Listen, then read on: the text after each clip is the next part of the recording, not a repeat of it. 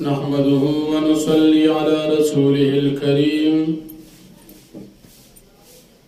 अम्मा बअदु फ़अऊज़ु बिल्लाहि मिनश शैतानिर रजीम बिस्मिल्लाहिर रहमानिर रहीम अल्हम्दुलिल्लाहि रब्बिल आलमीन अर्रहमानिर रहीम मालिकि यौमिद्दीन इय्याका नअबुदु व इय्याका नस्तईन इहदिनस सिरातल मुस्तकीम सिरातल लज़ीना अनअमता अलैहिम गैरिल मग़दूबि अलैहिम वलद्दाल्लीन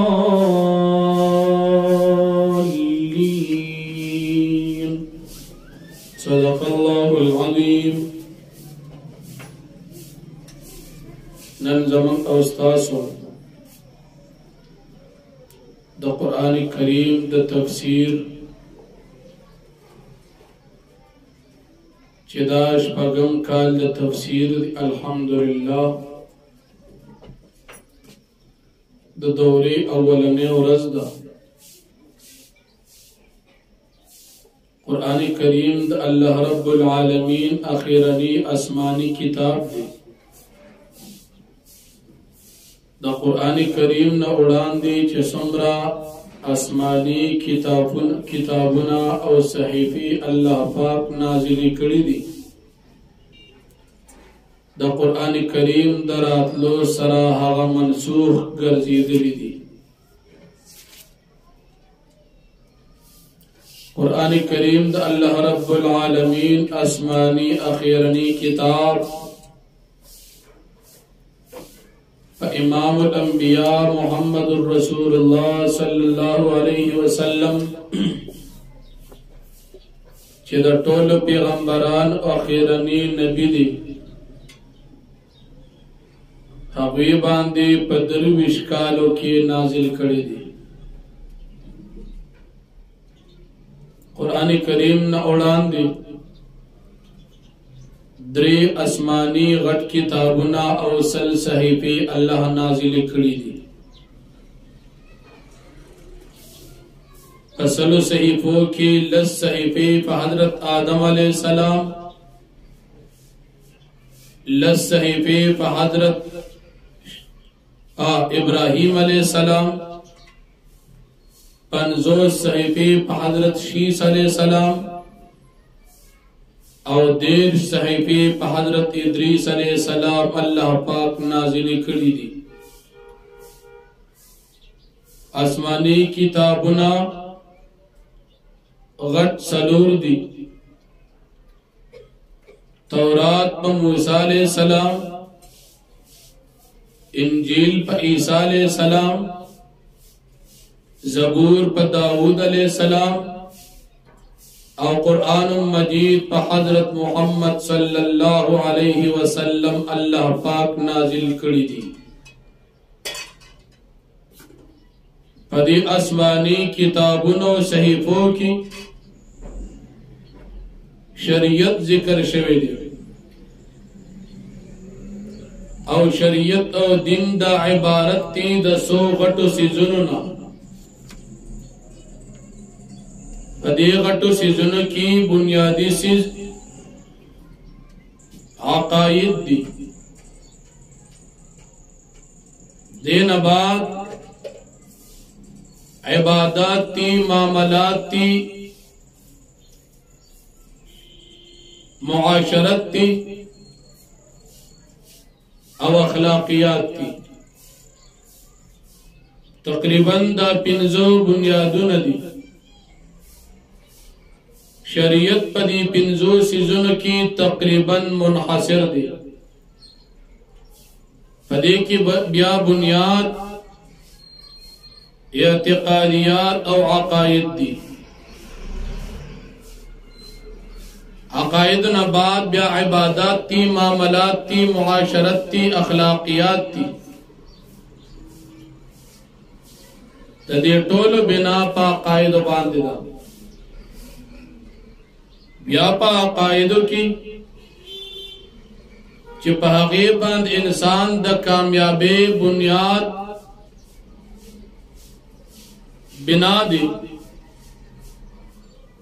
هغه عقایدو کی بنیادی عقیدہ د توحید دا توحید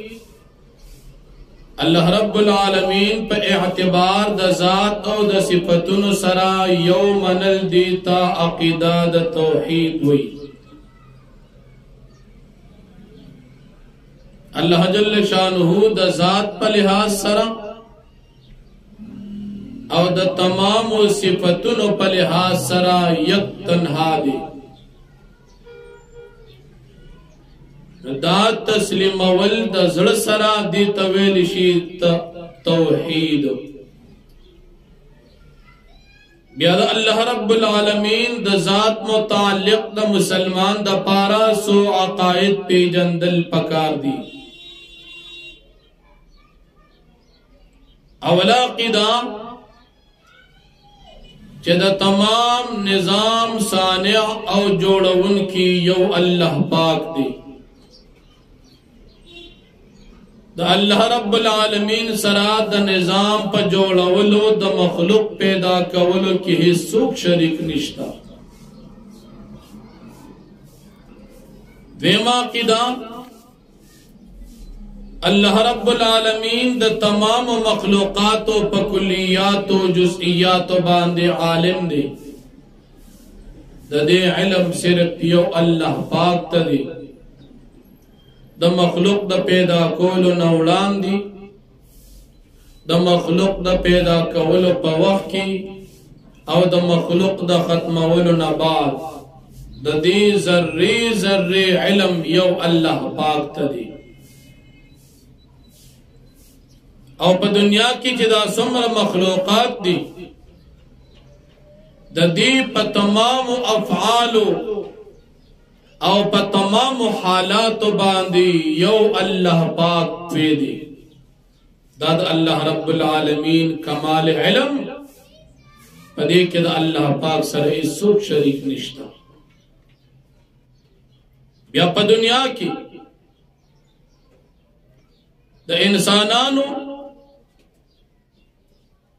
او د انسانانو نه علاوه جنات و غیره مخلوقات د دې خالقم الله دی او د دوی د افعال او د کارونو خالق هم الله پاک دی د دې انسانانو د مخلوقات خالقم الله او د انسانانو مخلوقات چې څه کارونه کوي دا غي کارونو خالق هم الله پاک دی بیا الله رب العالمین د خیر او د شر د دواړو مالک دی په دنیا کې چې څومره د نیکي کارونه دي د دې خالق هم الله دی او په دنیا کې چې څومره د ګناه کارونه دي د بدې کارونه دي د دې خالق هم الله پاک دی بیا الله رب العالمین د مخلوق د هدایت د پاره قرآن مجید آسمانی کتاب نازل کړی دی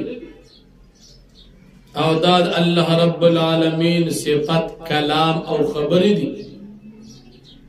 قرآن مجید الله پاک خبرې دي د الله پاک کلام دی بیا الله جل شانه دا مخلوق پیدا کړی دی د دې مخلوق خالق الله دی خو په دې مخلوق کې داخل او د دې سره متحد الله پاک نه دی الله رب العالمین په مخلوق کې داخل او دنن نه دی لکه د هندوانو عقیده چې الله پاک په مخلوق کې داخل دی عیسیانو عقیده اللہ جل شانہ په عیسی علیہ السلام کې نعوذ باللہ داخل دی دا عقیدہ صحیح نہ دا اللہ جل شانہ پا مخلوق کے داخل نہ دی دا مخلوق اللہ رب العالمین جدا دی متحد ورسل نہ دی اللہ جل شانہ لا مکان دی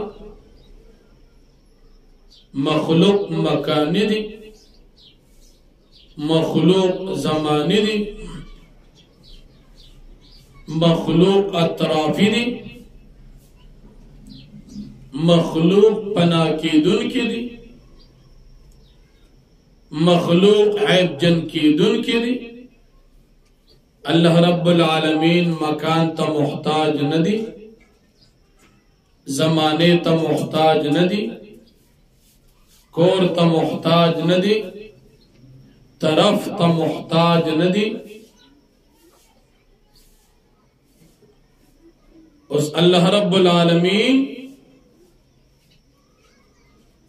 دا کائنات پا ذرات و ذرات و باندی عالم دی خو پا کائنات کی داخل ندی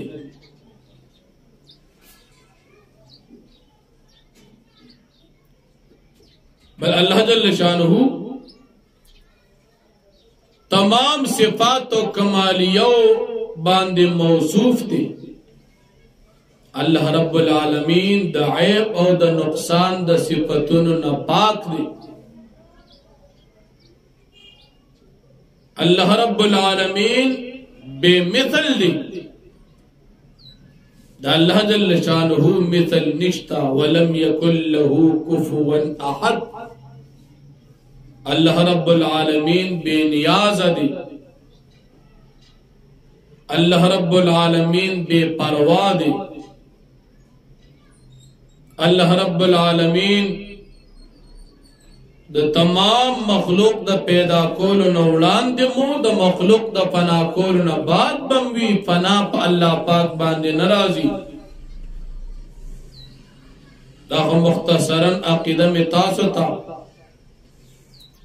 دا اللہ رب العالمین دا ذات متعلق اویلا او دا اللہ پاک دا صفات متعلق میں اویلا مختصراً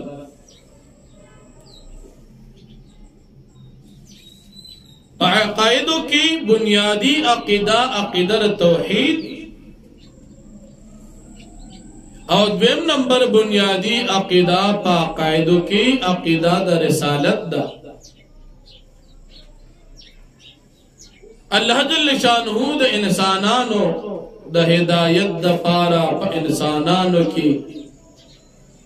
سخلق دا خپل دین دا رسول دا پارا منتخب کری دی چاگیتا پیغمبران ویلیش اللہ رب العالمین داغی انتخاب کری دی دا طولن اولنی پیغمبر حضرت آدم علیہ السلام او دا طولن آخرنی پیغمبر محمد الرسول اللہ صلی اللہ علیہ وسلم دی محمد الرسول اللہ صلی اللہ علیہ وسلم باندی دا طول پیغمبران و اختتام دا شریعت شو او دا طول پیغمبران و اخر نبی محمد الرسول اللہ صلی اللہ علیہ وسلم رابلو دا نبوت اغا دروازہ پا نبی علیہ السلام باندی بند شوا عقیدہ دا ختم نبوت چمنگو تاسی پیجنو ختم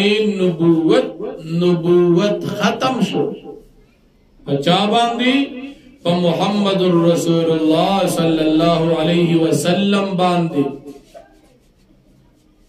دا پیغمبرانو دا راتلو اغا وقت ختم شو پا نبی علیہ السلام راتلو سرا اولنی نبی آدم علیہ السلام آخرنی نبی حضرت محمد صلی اللہ علیہ وسلم دا نبی علیہ السلام نباد دا قیامت پوری بل نوی نبی نرازی عیسی علیہ السلام با قیامت تا نزدی را کزیگی دا نبی علیہ السلام دا امتی پا حیثیت باندے اغب دا نبی علیہ السلام پا شریعت او پا دین باندے زندگی تیرئی دا عقیدہ دا رسالت پیغمبران اللہ رب العالمین منتخب کئی نبوت دا اللہ رب العالمین دا طرف اعزاز او انعام دی چی چاہتا ملوشی دا پخبل عمل او کسب او محنت سر نملاوی گی مرزا غلام احمق قادیانی لعین وی ما دمر دیر عبادت اکچ زنبیشو دا دروغ وی دا نبوت دا پا عبادت باندے نملاوی گی نبوت دا اللہ پاک پا انتخاب ملاوی گی اللہ پاک سوک منتخب کی نبوت ورکی نو مرزا غلام قادیانی دجال دروغ وی او عبادتم دے ظالم ندی کڑی زکا ابو بکر صدیق رضی اللہ عنہ چه سمر عبادت کڑی دی دمر دید انگریزانو چمچے نو کڑی عمر فاروق رضی اللہ عنہ چه سمر عبادت کڑی دی دمر مرزا غلام احمد قادیانی لعین نو کڑی صحابہ کرام و تابعین و تب تابعین و اغیچ سمرا عبادات کڑی دی دمر دی مرزا غلام قادیانی ملعون ندی کڑی ندو دا نبوت دا دعوا پا دروغ اکڑا او دا عبادت دا دعوا دائے ہم پا دروغ باندی اکڑا نبوت دا اللہ رب العالمین دا طرفنا عطوا دا اعزاز دے دا پا عمل باندے نملاوی گی کہ دنیا عمل انسان اکی ہوچ اللہ پاک چاہتا خبل عطوان نی ورکڑی دا انسان نبی نشی جوڑے دی ٹول پیغمبران منل دا پا مسلمان باندے فرض دی کنمون در تیاد دی او کیاد ندی قرآن کریم کے تقریباً دا اتلس پیغمبران نمون ذکر دی دا نور ذکر ندی لیکن پا مسلمان باندی دا طول پیغمبران منل ضروری دی او دیو مختصراً دم روی چی دا آدم علیہ السلام نواخلا ترد محمد صلی اللہ علیہ وسلم پوری پا طول پیغمبران زما ایمان دی او باز پیغمبران منل او باز نمنل دا بی ایمانی او کفر دی یہودیان و موسیٰ علیہ السلام منو عیسیٰ علیہ السلام و نبی علیہ السلام نمنو نو کافر دی عیسیان عیسیٰ علیہ السلام نبی منی موسیٰ علیہ السلام او محمد صلی اللہ علیہ وسلم زمانگا استاذ پیغمبر دا نمنی نو کافر دی عیسیان کافران دی یہودیان کافران دی باز پیغمبران منل باز نہ منل پدی باندے انسان کافر کی گی اللہ رب العالمین چکم پیغمبران را لی گلی دی داد ہر قسم وڑی او لوی گنانا معصوم او پاک دی پیغمبران نہ وڑا گناہ کئی نہ غٹ گناہ کئی پیغمبران دا گناہن نام معصوم او پاک دی عصمت دا پیغمبران و دا داغی دا خصوصیاتو ندی نو مسلمان بدا ایمان ساتی چی پیغمبران دا گناہن نا پاک دی کہ گناہن وارد دی او کہ گناہن الوی دی گناہن پیغمبران نکی پیغمبران چې کوم معجزات ښکاره کوي دغه معجزات د دوی د نبوت دلایل وي. نبی کریم صلی الله علیه وسلم معجزه قرآن دی. نو قرآن د نبی علیہ السلام د پیغمبرۍ دلیل دی. د موسی علیہ السلام همسا داغه د نبوت دلیلو. د عیسی علیہ السلام معجزات داغه د نبوت دلایلو. دا معجزات د پیغمبر دلیل وی او دا د الله پاک ورکړوي. معجزه چې پیغمبر کله ښکاره کوي نو په دې معجزه ښکاره کولو کې د دې پیغمبر اختیار نی. د معجزې اختیار د الله پاک سره. معجزه دا د پیغمبر اختیاري عمل نه دی. لکه نبی کریم صلی الله علیه وسلم معجزه وا یو پیره غټ سپګمې ته اشاره وکړه، سپګمې دوه ټوټې شو. یو ټوټه یو غر طرف ته لاړ او بل ټوټه بل غر طرف ته لاړ. اقتربت الساعة وانشق القمر.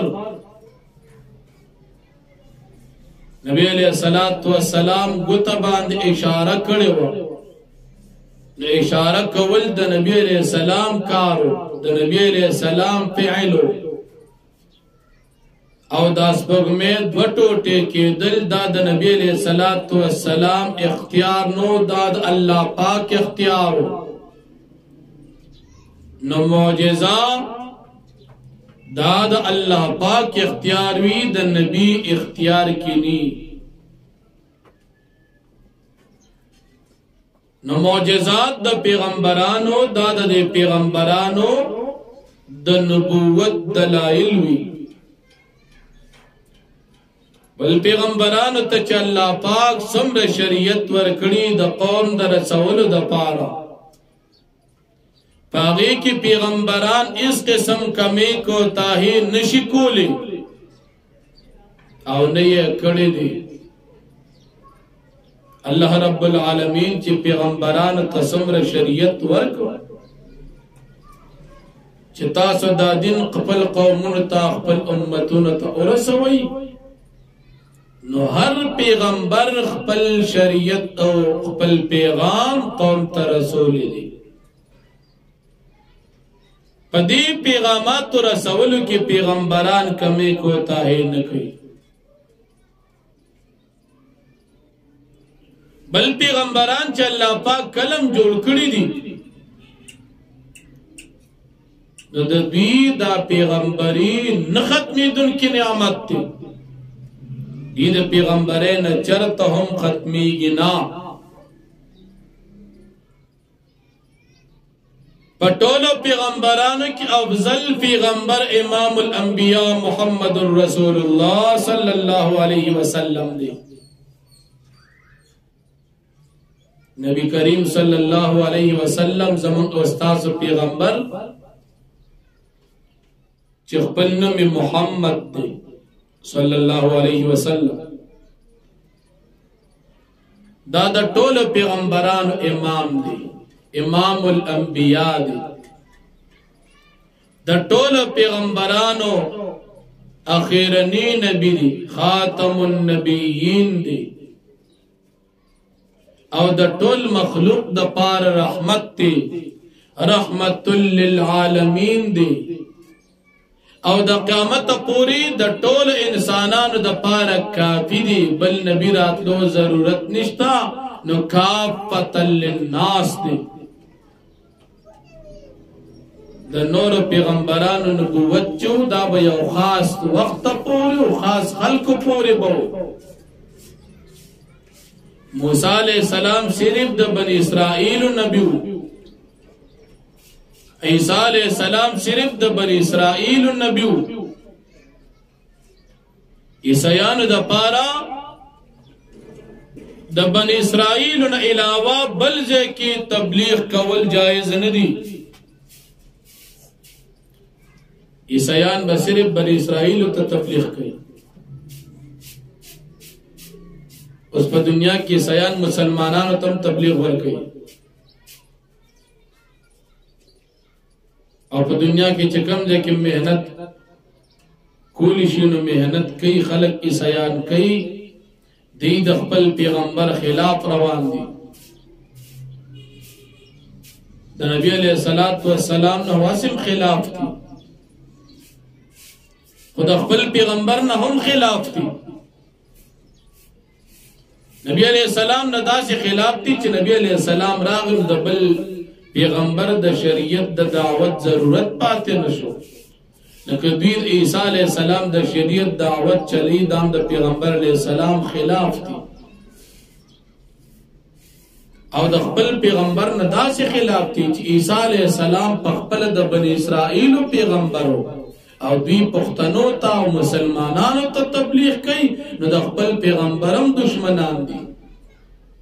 عیسایان سره دي چې کافر دي د خپل پیغمبرم دشمنان دي. دغه شان موسی علیہ السلام د خپل قوم د وخت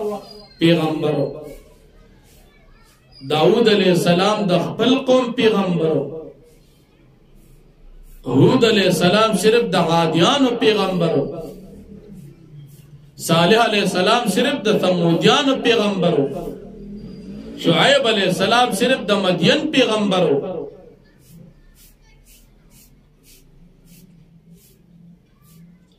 او محمد رسول اللہ صلی اللہ علیہ وسلم امام الانبیاء دا د قیامت د ورځې پورې د ټولو انسانانو د پاره پیغمبر دی. که عرب دی، که عجم دی، که بنی اسرائیل دی، که بنی اسماعیل دی، که د دنیا په ګوټ کې هر ځای کې انسانان او پیریان دی، دا ټول د نبی کریم صلی الله علیه وسلم امتیان دي. نو د نور پیغمبرانو مرتبه په نسبت د امام الانبیاء علیهم السلام باندې کم ده. په نبوت کې ټول پیغمبران برابر دي، ټول پیغمبران صحیح دي، خو بیا په فضیلت کې نبی کریم صلی الله علیه وسلم افضل دي، ځکه د نبی علیہ الصلوۃ والسلام صفات او فضائل په نور پیغمبرانو باندې سیوا دي. نبی کریم صلی الله علیه وسلم ته عالمگیر نبوت ملوي. په تمام آسمانی کتابونو کې یو پیغمبر دعوت دا نه لري چې زه د ټولو انسانانو پیغمبر یم، او نبی کریم صلی الله علیه وسلم په قرآن کې دا دعوه لري چې زه د ټولو انسانانو د پاره د قیامت پورې پیغمبر راغلم. قل یا ایها الناس انی رسول الله الیکم جمیعا. پیغمبر علیہ السلام دی ټول خلق ته وایا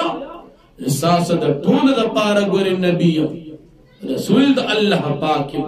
رسول الله الیکم جمیعا، اساس ټول د پاره د قیامت پورې چې څومره انسانان راځي دیتا د بل پیغمبر دراتلو ضرورت نشته. نو کله نبی کریم صلی الله علیه وسلم نه بعد چا هم د نبوت دعوه کړی دا، که د نبی علیہ السلام په وخت کې دا او که د نبی علیہ السلام نه بعد دا ټول دروغجن دي. نبی کریم صلی الله علیه وسلم په دور کې یو سړی مسیلمة الکذاب، هغه وی زه نبی یم، دروغجنو صحابه مردار کا. بل یو سړی اسود عنسی، هغه وی زه نبی یم، صحابه مردار کو. داسې چې څومره تیر شوي دي. د نبی علیہ السلام نه بعد زمونږ استاسو په دې وطن کې یو علاقه ده چې هغې ته قادیان ویلی شي. ربو وتویل شي پنجاب کی یو ځای دی هندوستان کې دا ځای یو سړی پکې پیدا شو مرزا غلام احمد هغه ز نبی انګريزانو ډېر زیات سپورټ کو چې بالکل لا هډر سړی خو پیدا زمون ملګری دي انګريزانو ول ډېر مال دولت ورکړ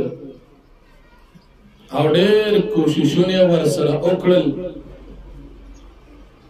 مرزا غلام احمد دا د قادیان او د چې کوم مرکزی ځای د ناغې طرف ووي د پنجاب علاقه کې پنجاب کې و علاقه نو مرزا غلام احمد قادیانیم دا دعوه کړ چې زه نبی یم نو قرآن کریم کې خو نبی علیہ السلام فرمایي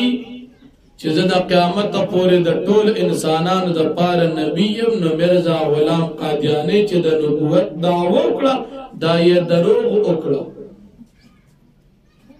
قرآن کریم کې الله رب العالمین فرمایلی دي چې د نبی علیہ السلام نه بعد دنیا ته بل نبی ناراضي ما كان محمد ابا احد من رجالكم ولكن رسول الله وخاتم النبيين دا د ټول پیغمبرانو اخیرنی نبی دی او مرزا قادیانی وی زم نبی یم نو د دروغ نبی کریم صلی الله علیه وسلم په خپل باندې اعلان کړو انا خاتم النبیین لا نبی بعدی یا دیم روایت کی راضی انا آخر الانبیاء زد ټول پیغمبرانو اخیرنی نبی یم نو چې اخیرنی راشي داغه نه بعد خو بل نی نو نبی علیہ السلام نه بعد کو دنیا کې چاند د نبوت دعوه کړی دا سړی دروغجن نو مرزا غلام قادیانی ملعون دجال د زمانه تیر شوی دروغجن دی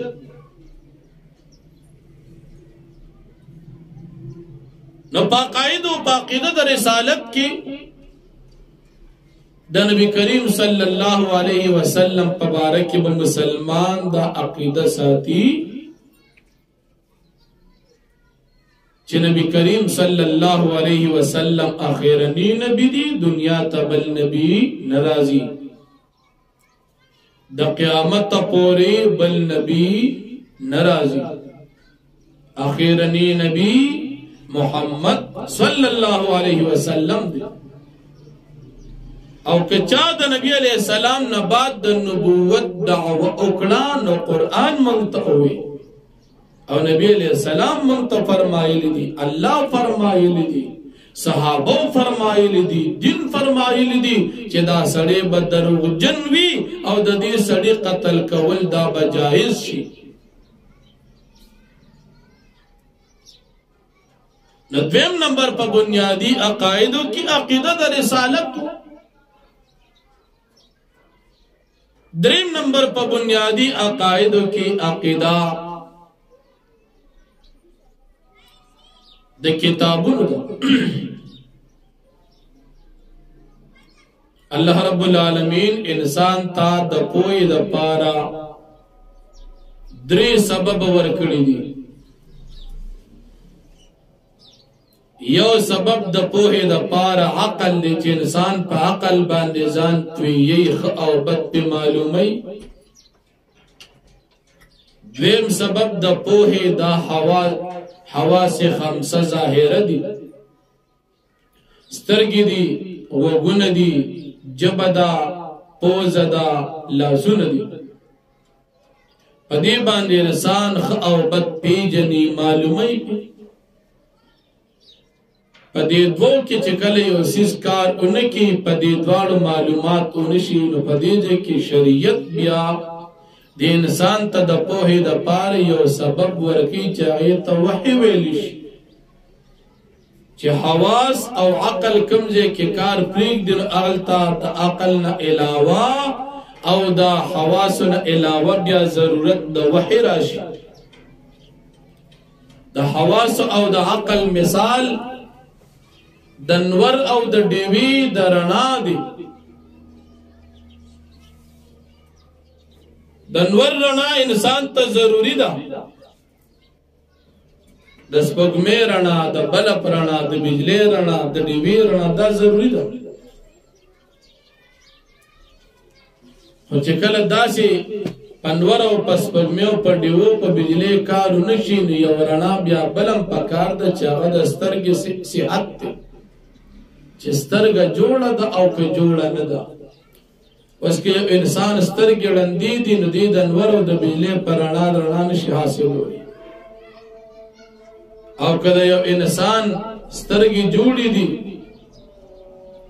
خو د سره نور بجلی وغیره د دې رڼا نشته نو دا انسان هم رڼا نشي حاصلولی، ځکه د باندې به تیاره وي. نو درې واړه اسباب که انسان اختیار کی نو دی به رڼا حاصله کی. حواس خمسه ظاهره، قوت باصره، سامعه، ذائقه، شامه، لامسه، دې ته حواس خمسه ظاهره وي.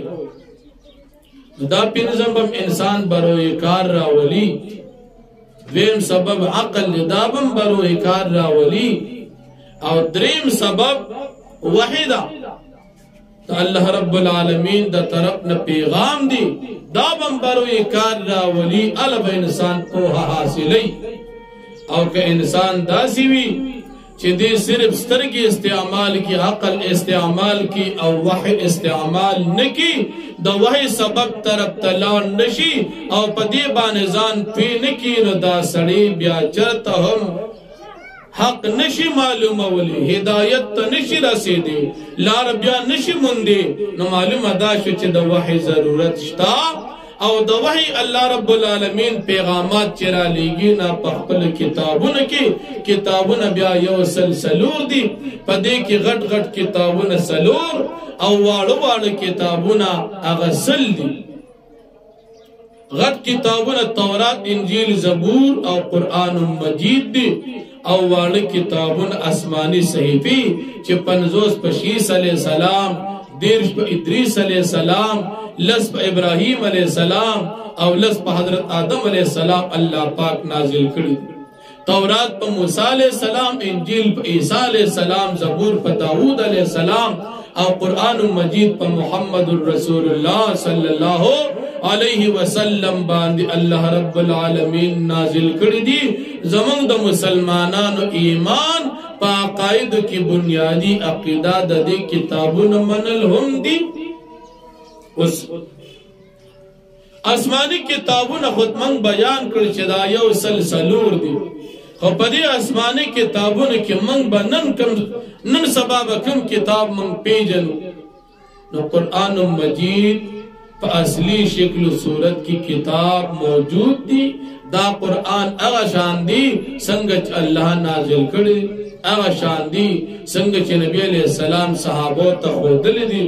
اغا شان دی څنګه چې الله پاک په لوح محفوظ کې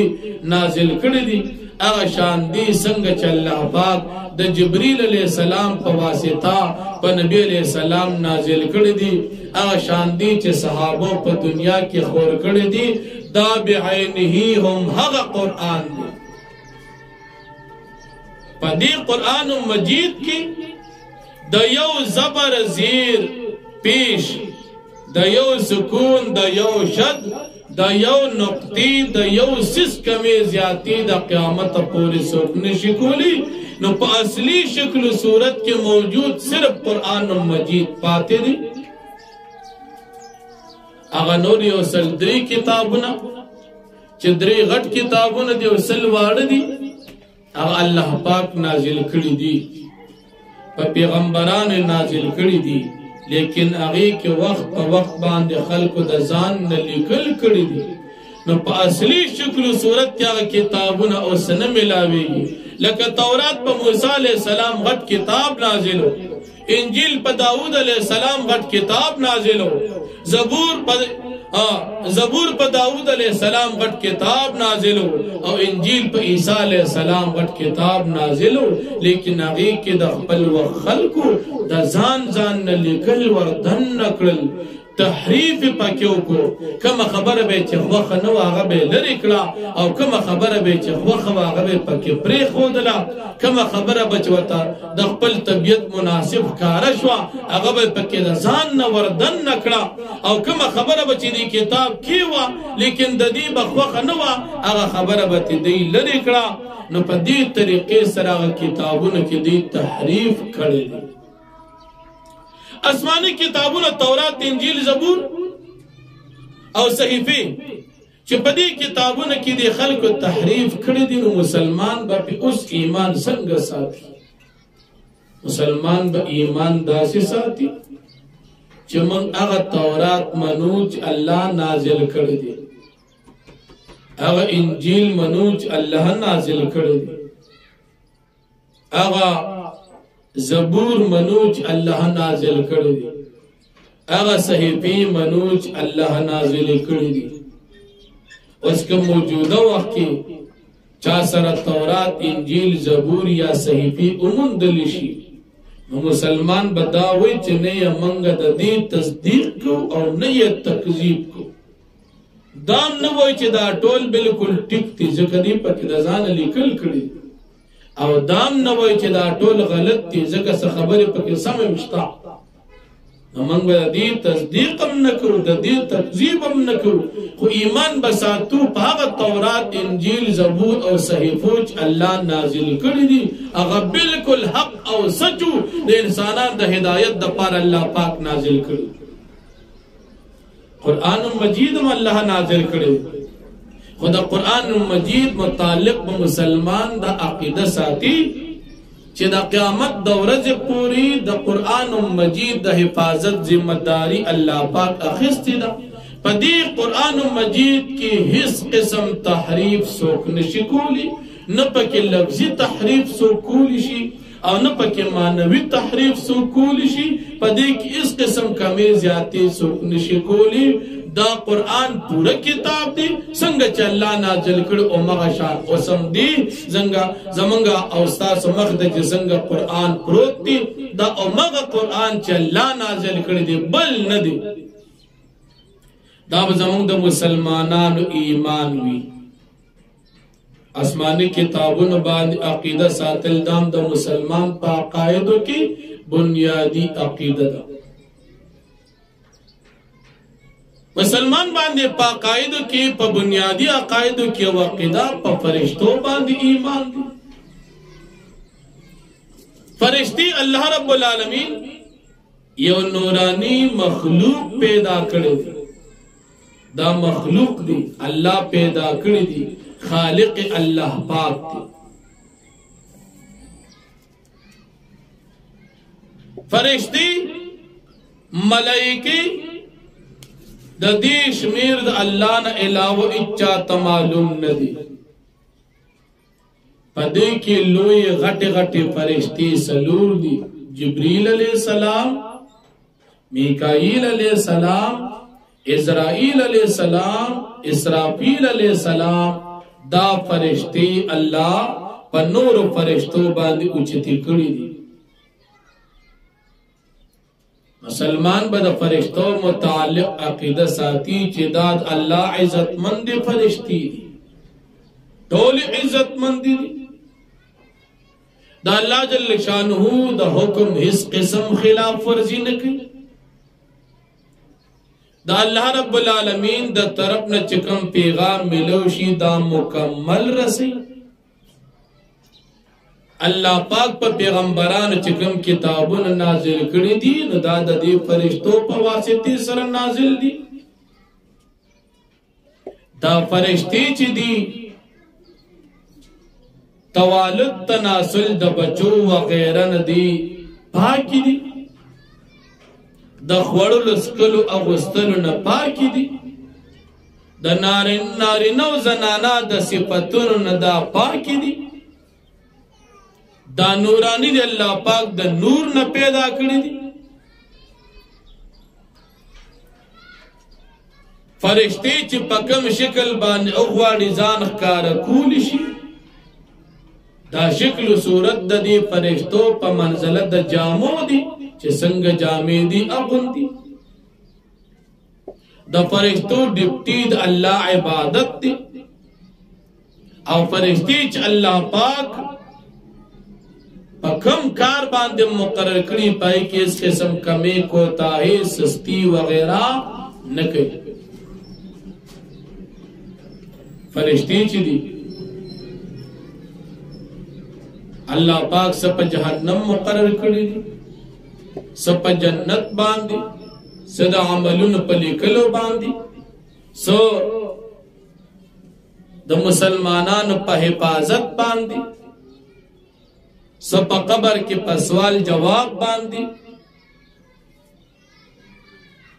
سپا عذابون نازلولو باندی سپا رحمت نازلولو باندی دا مختلف قسم ڈپٹیانی او خدمتون اللہ فرشتو تور کری دی فرشتو باندی ایمان ساتل دا ہم زمان پا بنیادی عقائدو کی یو عقیدہ دام دا چی مسلمان با فرشتے منی پا بنیادی عقائدو کی دا مسلمان یو عقیدہ با دا آخرت متعلق بھی چی انسان کل دنیا کے پیداشی دا دنیا کی جن دا عارضی دی عارضی جن کے دی کل وقبل پرکی ندی بلار شی دا قبر او دا آخرت جن تا التبیا پدی بند باندی دا آخرت مرحلی شروع شی دا آخرت پا مرحلوں کیا وللے مرحلہ قبر دی او بیا دا قبر زندگی دا اللہ پا علم کی دا چه سمر دا ترکمی چه قیامت نیر آغلی دا بند با قبر کیوی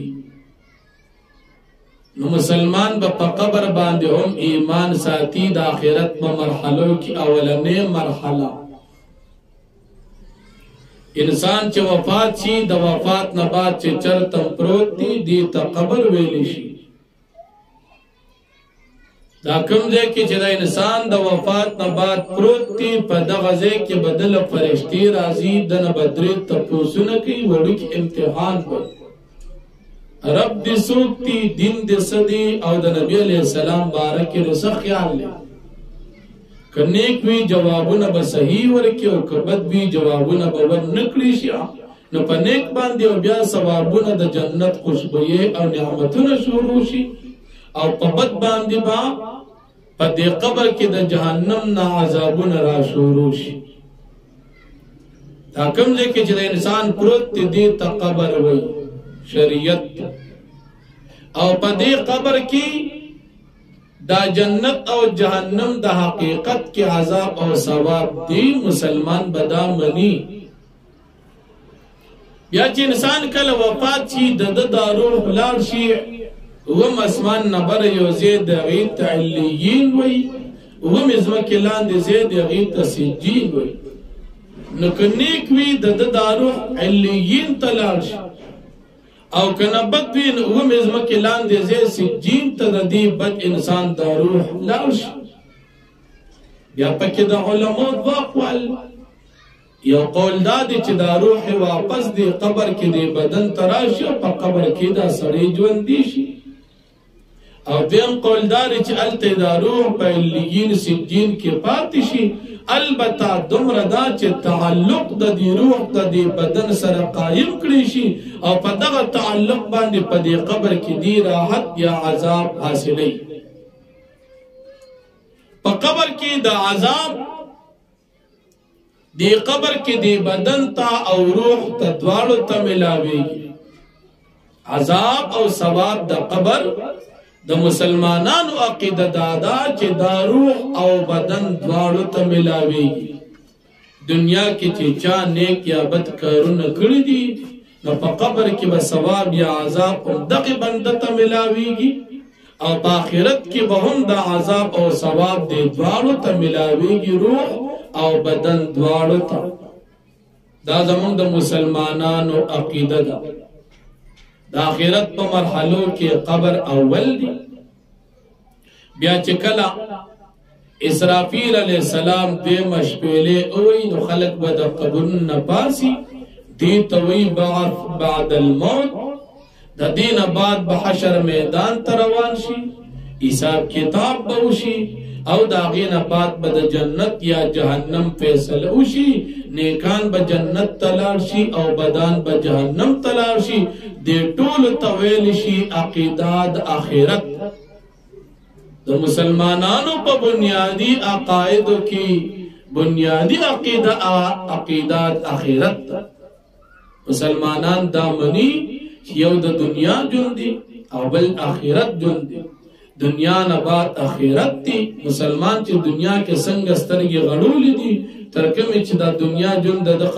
ختم شوی نی دی پا دنیا کی خو چې کله د دنیا جون ختم شو او د قبر تلاړو اوس د دنیا جون ختم شو د آخرت زندگی شروع شو نو مسلمان با عقایدو کی بنیادی عقیدہ د آخرت هم منی